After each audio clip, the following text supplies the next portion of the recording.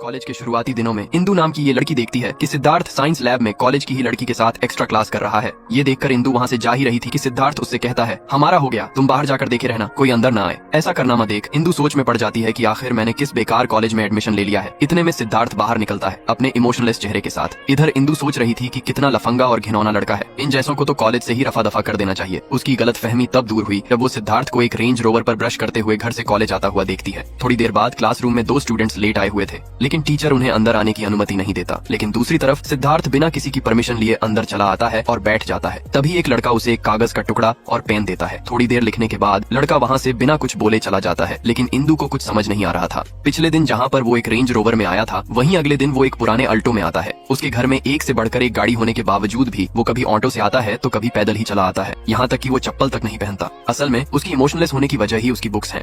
दोस्तों, सिद्धार्थ का इमोशनलेस होने का कारण ही आखिर किताबें हैं, क्योंकि मम्मी पापा की शादी के 10 साल के बाद सिद्धार्थ का जन्म हुआ। उसके पापा को बुक्स पढ़ने का बहुत शौक था, इसीलिए जब भी उसके पापा बुक्स पढ़ते तो वो सिद्धार्थ को साथ लेकर बैठ जाते। सिद्धार्थ को भी बुक्स पढ़ने की बहुत लत लग जाती है। इसी तरह वो हर काम सीरियस होकर करता था। एक दिन वो गुस्से में बाहर चला जाता है क्योंकि उसके पास सिगरेट जलाने के लिए लाइटर नहीं था। अब वो पास ही में एक लड़की से लाइटर मांगने लगता है। लड़की कहती है, तुम जैसे लफंगों के लिए मेरे पास कुछ भी नहीं है, भला मेरे पास लाइटर कहाँ से आया? तभी सिद्धार्थ कहता है, गुब्बारा तो तुम्हारे पास जरूर होगा। ये सुनकर लड़की सिद्धार्थ पर भड़क जाती है। इतने में सिद्धार्थ उसके बैग को चेक करता है तो उसमें सच में कम होता है। तुमसे कोई तमीज से बात करे तो इज्जत से बात करना। इतना कहकर सिद्धार्थ वहाँ से जाकर स्कूल के बच्चों से लाइटर मांगने लगता है। लेकिन बच्चे उससे कहते हैं, भैया हमें तो टिफिन में मैगी के लिए भी मम्मी से भीख मांगनी पड़ती है, हम पर लाइटर भला कहाँ से आया? इतने में वो पास ही में खड़ी एक औरत से कुछ बोलता कि इतने में वो खुद ही बोल पड़ती है, मेरे पास ना तो लाइटर है और ना ही कोई गुब्बारा। इतने में एक लड़की आकर लाइटर से उसकी सिगरेट जला देती। ये और कोई नहीं बल्कि सिद्धार्थ की कजन सिस्टर है। इसी के साथ सिद्धार्थ ने पहली बार प्रैक्टिकल किया था। आखिर उस दिन हुआ कुछ ऐसा कि सिद्धार्थ के घर पर उसके मम्मी पापा मौजूद नहीं थे और वो कामसूत्र की किताब पढ़ ही रहा था कि उसके अंदर कुछ अलग महसूस हुआ। तो उसने राधा को बुलाकर कहा, can you help me physically? ये सुनकर राधा ने कहा, सिद्धार्थ मुझे तुमसे ये उम्मीद बिल्कुल नहीं थी। तभी सिद्धार्थ उसे बड़े ही प्यार से समझाता है, इससे कोई प्रॉब्लम नहीं होती है, बल्कि मन की शांति और मेंटल प्रॉब्लम का हल, और फिजिकल होना कोई बुरी बात नहीं है। इतना सुनते ही राधा का मन मचल जाता है और वो प्रैक्टिकल के लिए रेडी हो जाती है। अब आ जाते हैं हम कॉलेज के मुद्दे पर। जब सिद्धार्थ एक औरत के साथ फिजिकल करने के बाद जैसे ही बाहर आता है तो इंदु उसे बहुत खरी खोटी सुनाने लगती है और कहती है, तुम कितने नीच इंसान हो। लेकिन सिद्धार्थ इंदु की बात को ऐसे इग्नोर कर रहा था मानो एक कान से सुनी और दूसरे से निकाल दी। तभी इंदु की फ्रेंड आकर उसे बताती है कि ये कॉलेज उसी सिद्धार्थ का है। रोज की तरह ही सिद्धार्थ ब्रश करते हुए कॉलेज जा रहा था कि उसका ब्रश गलती से नीचे गिर जाता है। अब वो एक पेड़ की टहनी से ही दांतों को साफ करने लगता है। थोड़ी देर बाद क्लास के बीच में ही सिद्धार्थ बिना किसी की परमिशन लिए उठकर जाने लगता है। तभी टीचर उसे डांटते हुए कहता है, क्या तुम्हें सब आता है? सिद्धार्थ हाँ में जवाब देता है। टीचर उसे चेक करने के लिए सबसे मुश्किल सवाल पूछता है, लेकिन सिद्धार्थ बिना रुके सभी सवालों का सही सही जवाब देने लगता है। ये देखकर इंदु की आंखें फटी की फटी रह जाती हैं, क्योंकि यह इतना लफंडा है और पढ़ने में भी इतना तेज। वाओ! और असली खेल तो अब शुरू होने वाला था। हुआ ये था कि इस कॉलेज में हर साल एक कंपटीशन होता है, जिससे ये पता चलता है कि कॉलेज का सबसे होनहार बच्चा कौन है। पिछले 3 सालों से सिद्धार्थ ही इस कंपटीशन को जीतता आया है, लेकिन अब की बार 2 लोगों की सेम रैंक आती है, जिनमें से एक सिद्धार्थ और दूसरी इंदु होती है। अब जजेस फाइनल रिजल्ट का पता लगाने के लिए दोनों को लाइफ के ऊपर स्पीच देने को कहते हैं। सबसे पहले सिद्धार्थ आता है और बोलता है, लाइफ एक जर्नी है जो कभी न कभी खत्म हो जाती है, इसलिए हमें टाइम वेस्ट न करके अपने काम से काम रखना चाहिए। असल में सिद्धार्थ कहना चाहता था कि लाइफ एक लॉजिक है।